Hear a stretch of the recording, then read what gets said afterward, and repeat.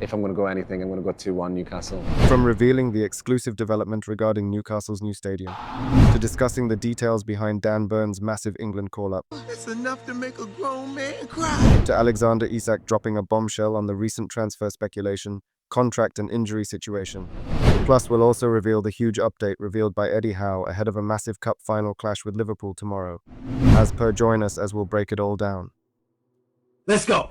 So starting off, Newcastle United is planning a significant shift in their history by constructing a new 65,000 capacity super stadium on Leazes Park, marking the end of their 133-year stay at St James's Park.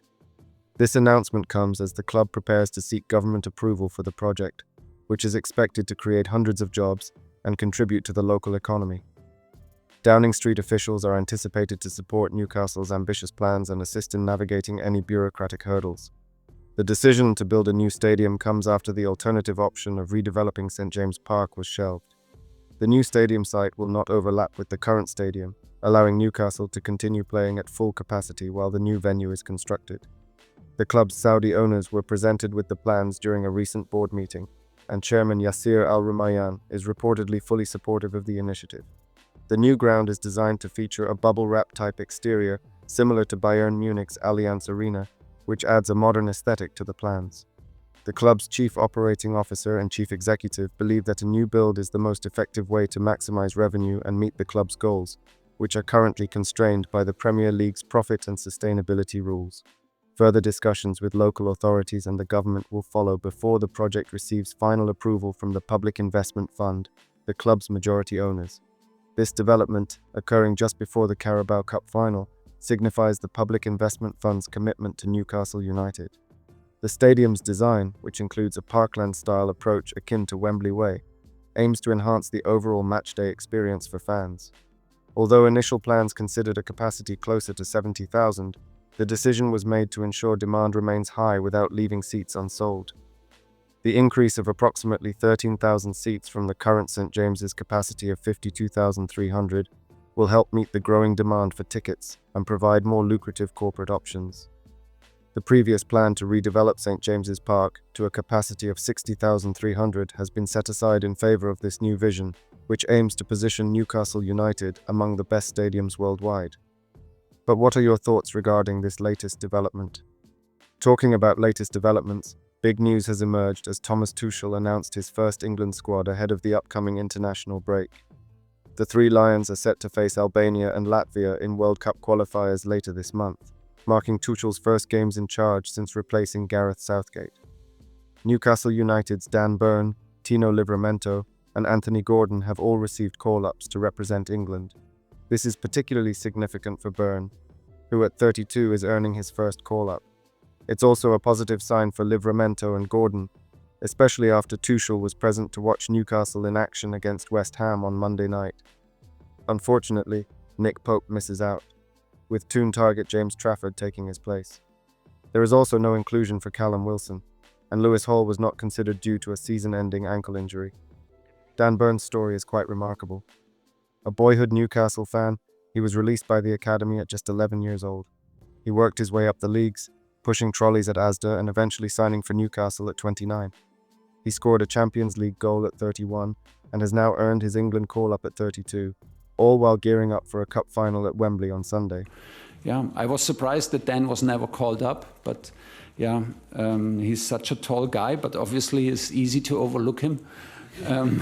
It almost happened to me, and I can just tell you to these two phone calls, if you see the reaction from Jordan, this natural reaction when he was called up, and this natural reaction from Dan Burn, you instantly know that you picked the right guys. Eddie Howe also commented on the call-ups, praising Burn for his hard work and perseverance.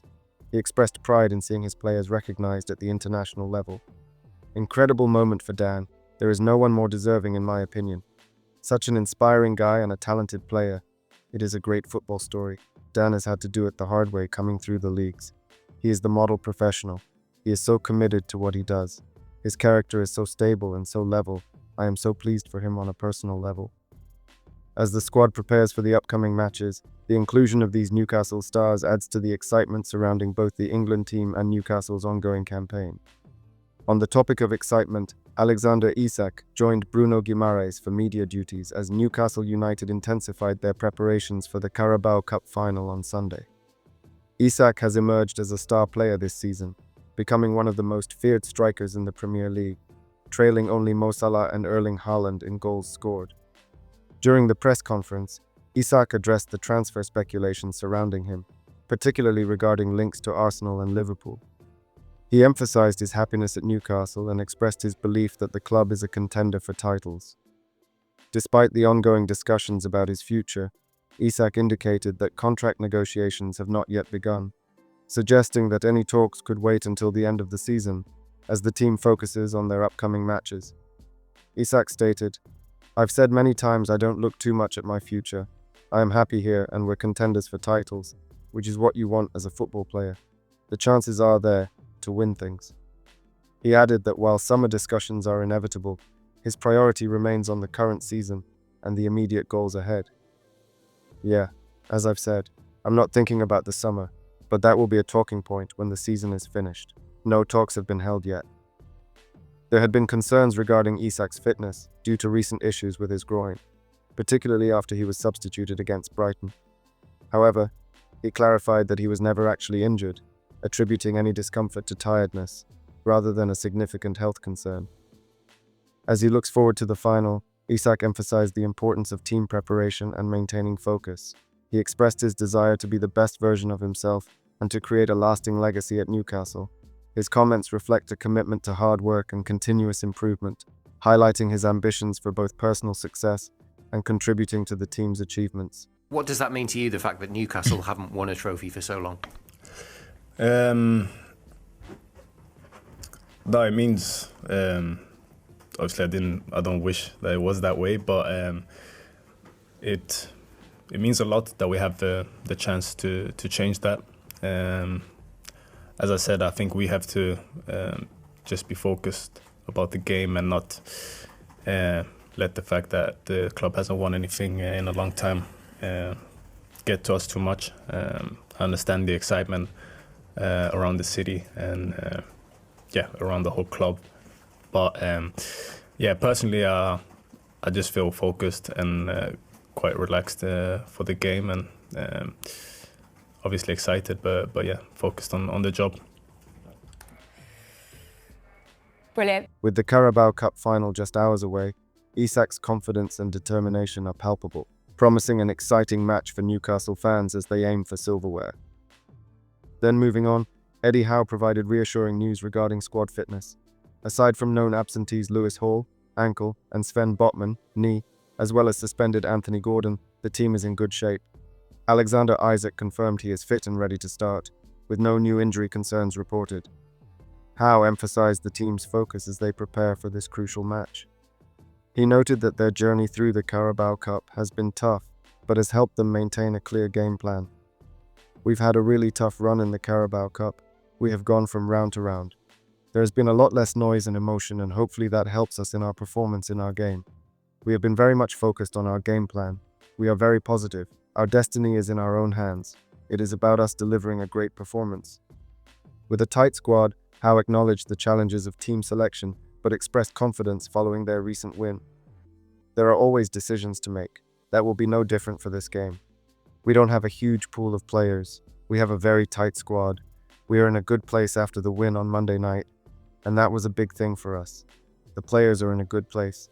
Everyone wants to play in these bigger games." Bruno Guimaraes also dropped a message to Newcastle fans saying, "Stay positive. We are going to do our best to get this trophy back to the city of Newcastle. At our best, we really are a great team." As such, Wembley awaits, and the excitement builds as Newcastle aims to seize this opportunity for glory. But tell me, what's your predicted scoreline?